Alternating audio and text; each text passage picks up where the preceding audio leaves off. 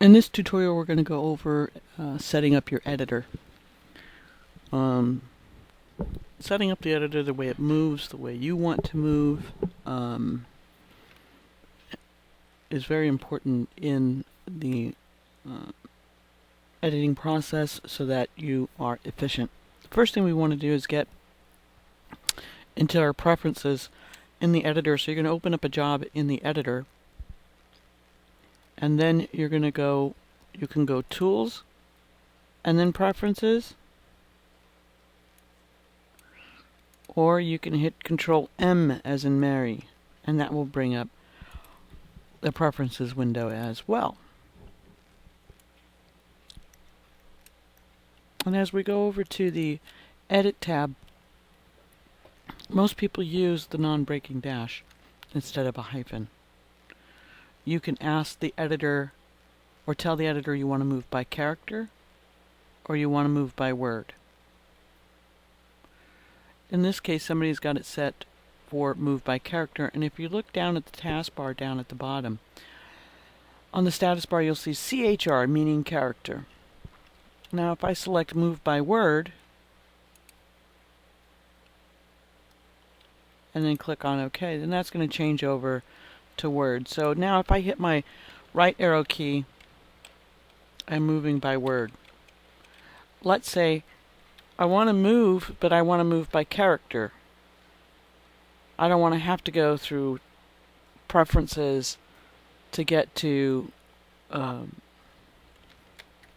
spot where it's going to allow us to decide whether we want to move by character or by word. So in order to make that simple, you just hit the Control key and your arrow key left or right, and that'll move by character until you let go of the Control key, and then it will move by word.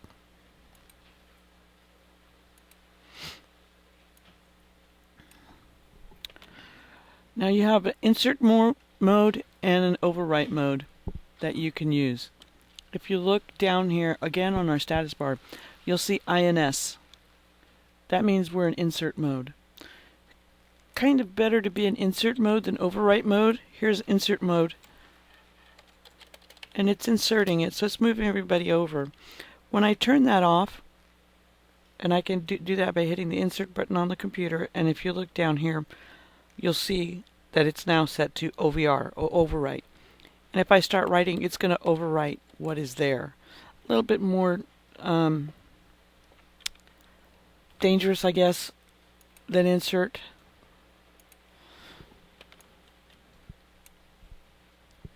The next thing is auto advance cursor during global. So when I hit my F7, it's going to go to the first untranslate or scan stop or token. While it's sitting here thinking about it, and I'm sitting here doing my stuff, it's already found the next place it's going to automatically go to.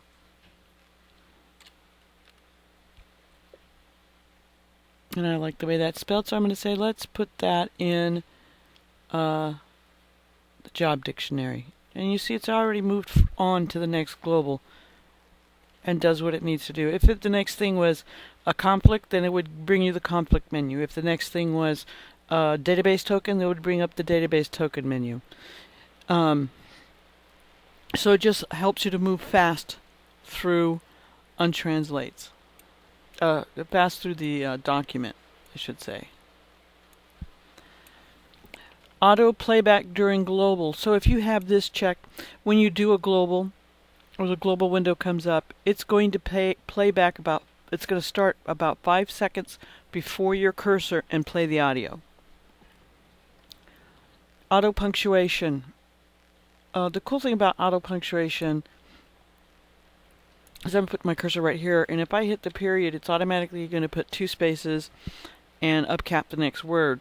If I take that out, it's going to return to what it was before. Comma will do the same thing. That's auto punctuation. If I turn that off, and I can do that by hitting Control P, and I hit the period, then I can do ellipsis if I want. I can put a couple of commas in there if I want.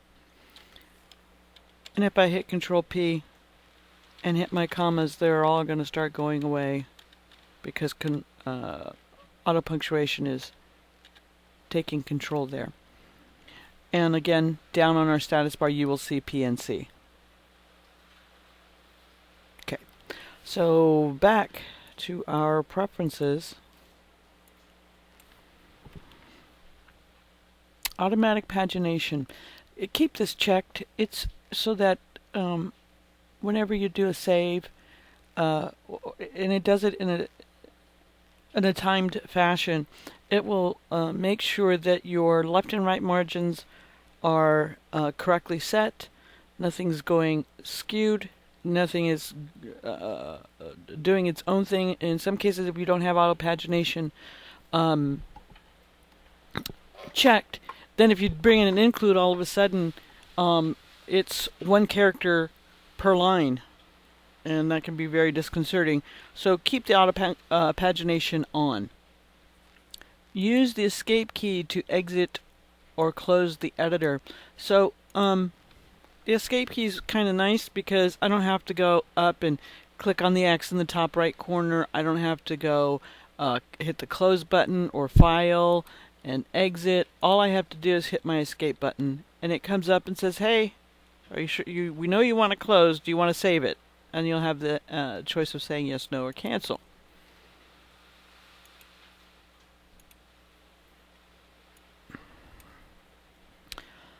Typing replaces selection. So if I highlighted a section here and I started typing, you'll see it makes it all go away.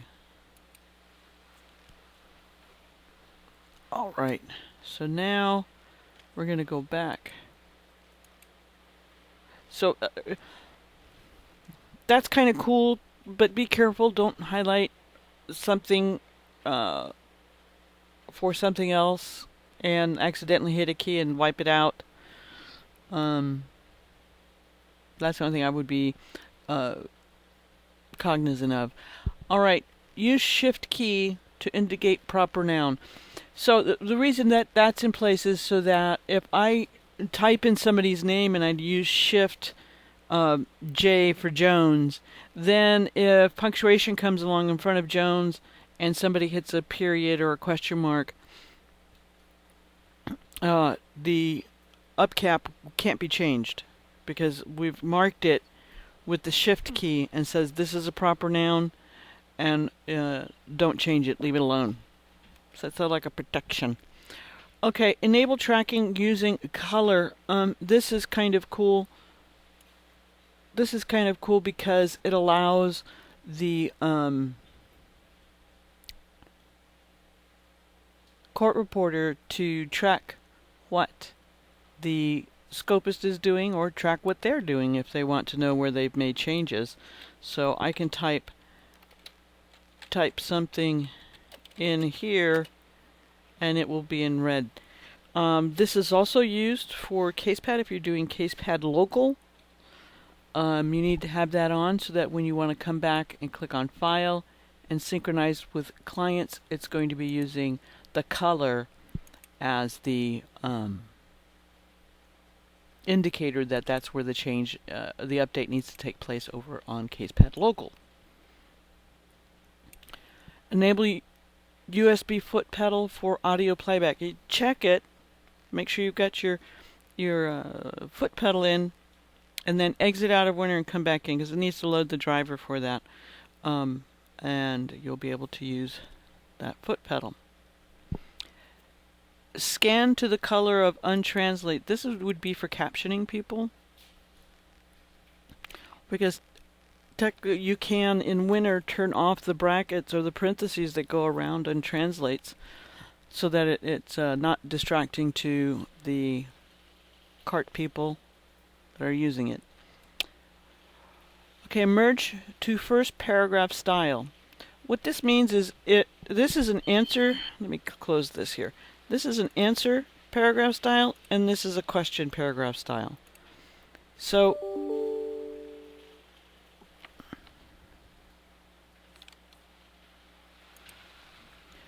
what we want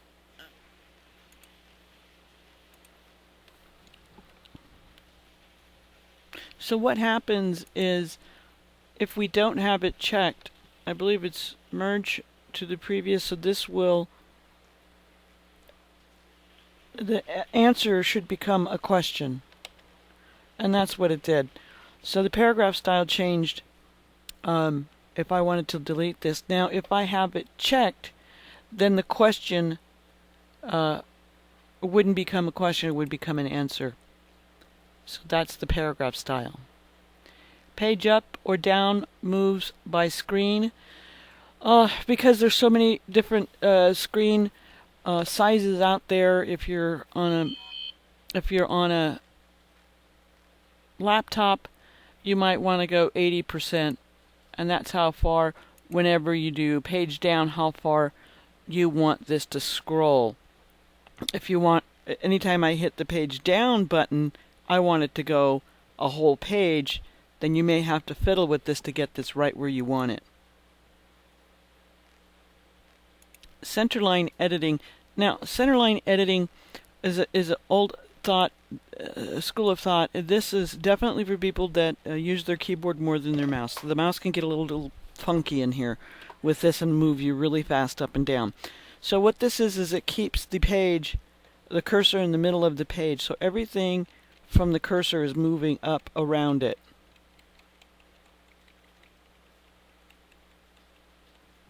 And that's centerline editing.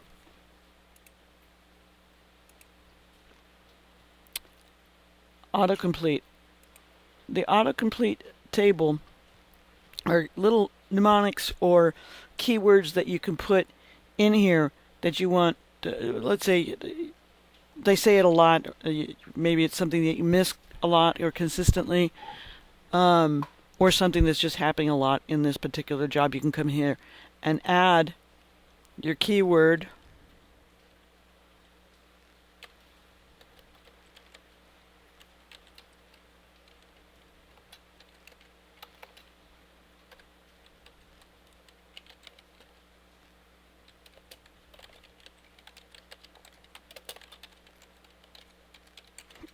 Okay, so that's a lot if I have to type it 4 or 5 times.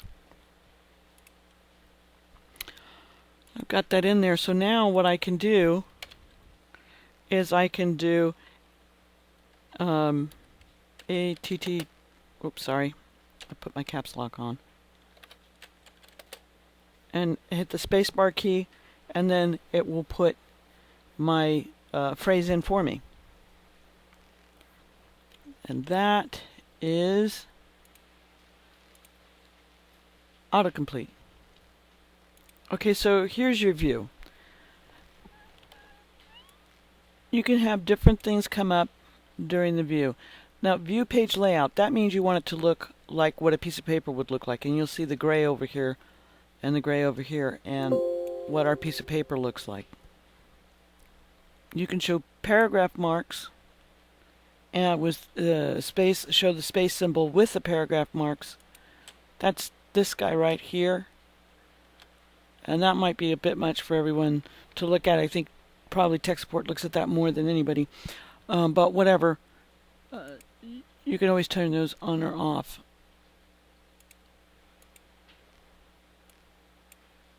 And the next thing, show headers and footers. If you want to see the contents of your headers and footers, you can put a check mark here and click on OK.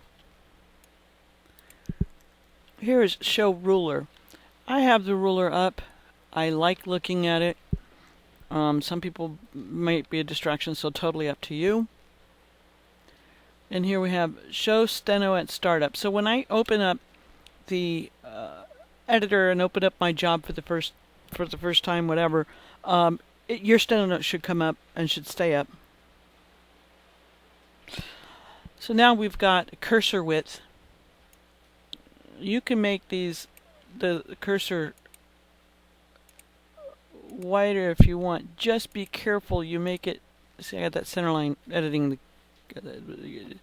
I'm sorry. So be careful how big you make the cursor because it can cover some of the letters as it gets too big.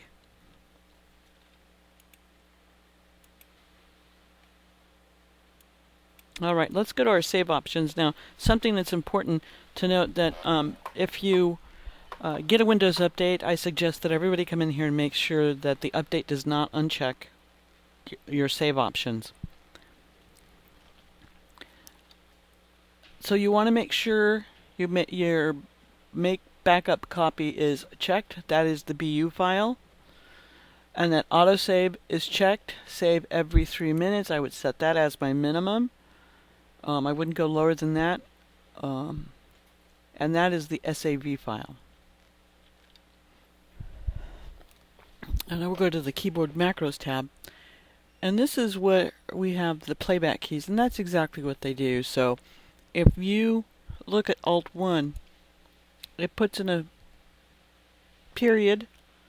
Then that arrow pointing to the left means new line. The arrow pointing to the right means one tab. Then a question mark. Then a tab. And then an up cap. So if here, let's say I missed a cue and I hit Alt-1, you'll see what it did. It put the period, it put the tab, put another tab, and then upcapped the next word.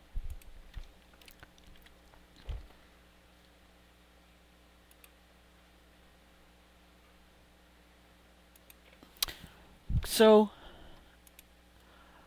you can make these do whatever you want. Just know what it is that you want it to do and know your symbols and stuff like that. And if this is like an ongoing case, you can save it to a file, give it a name that makes sense.